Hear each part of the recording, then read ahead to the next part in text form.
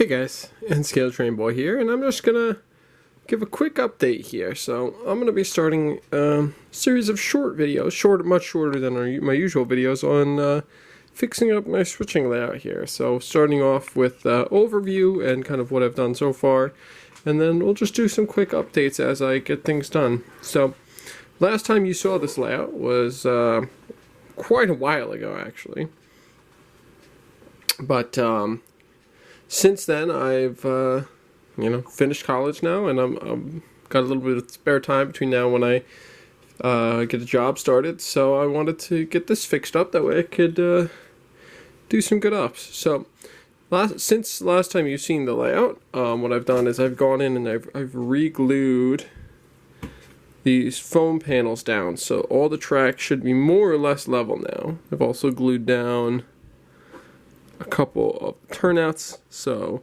there's less of a dip, like right here between the turnouts. And then this dip here has gone away significantly due to re-gluing the panels, so they're less bowed.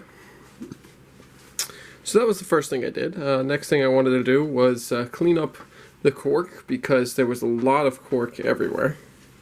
I never really trimmed down the cork from the wide pieces of cork that I used to start. So I've gone around all of the track, and you can see the pink foam underneath where I trimmed away all the cork from around the rails, and of course that meant a lot of the ballast has gone away, so I'll need to be gonna need to reballast pretty much the whole railroad here, but that's fine.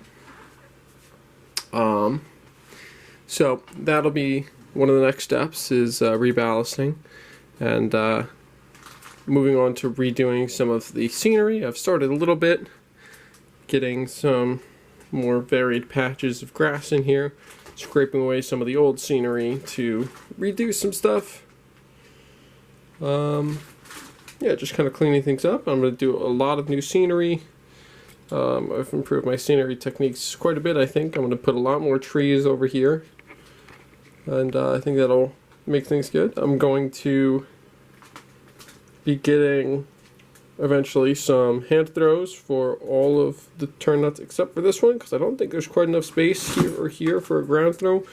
So what I want to try and do is use a servo motor, to actuate this, or just leave it as is, because it holds in place very well right now with these little pins that I have there.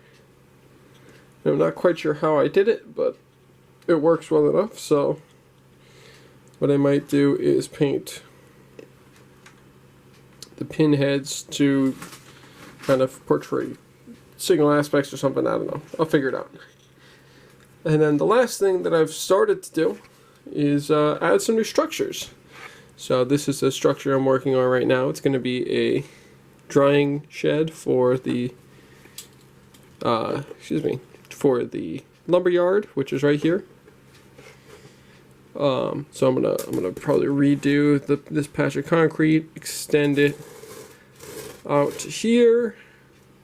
I gotta put the roof on this building. I've got to weather all the wood, give the external a bit of paint, so it's not just paper and cardstock. But very happy with how that's turning out. I'm going to be redesignating some of these industries. So instead of power plant and a can distributor, what I'm going to have is canning company here now, which is what it always was, but I'm going to be adding a building that is more significant, I think. And then here and here on either side of the tracks, I'm going to put a couple of loading docks and wrap it around the back or something along those lines, and maybe put a facade right here along the edge, and this will be a loading dock. And then this is no longer going to be a plastic company, it's going to be a cement plant, and I have started to scratch build an unloading shed for this track, and I gotta figure out where the best spot along the rails is for it to be. But the operations here now is going to be, there's going to be a loaded cut of cars here, an empty cut of cars here, and a loaded cut of cars coming in on the train. The cars that are coming in on the train will wind up on track 2, or track 1, I mean. The cars that are staged on track 1 will wind up on track 2 under the unloader.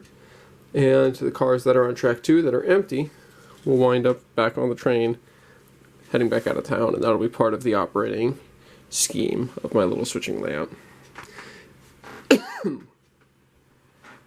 And the final thing that I wanted to share that I've done is I have added the ability to run either DCC through this wire or DC through my standard Bachmann controller. So I can run basically any train I want on this layout now, which is very nice because it was a little frustrating only being able to run 1 or 2 locomotives. Of course, now I have a lot more DCC locomotives than I used to, but still. So I wanted to get this starter video up on the layout. That way I can get to work and keep you guys up to date. So expect some sporadic layout updates, just short, showing off what I've done. Thanks for watching. Hope you enjoy, and look forward to seeing more of this layout as it is brought back to life, including maybe some else videos or live streams. So keep an eye out for that. In any case, thanks for watching. See you in the next one.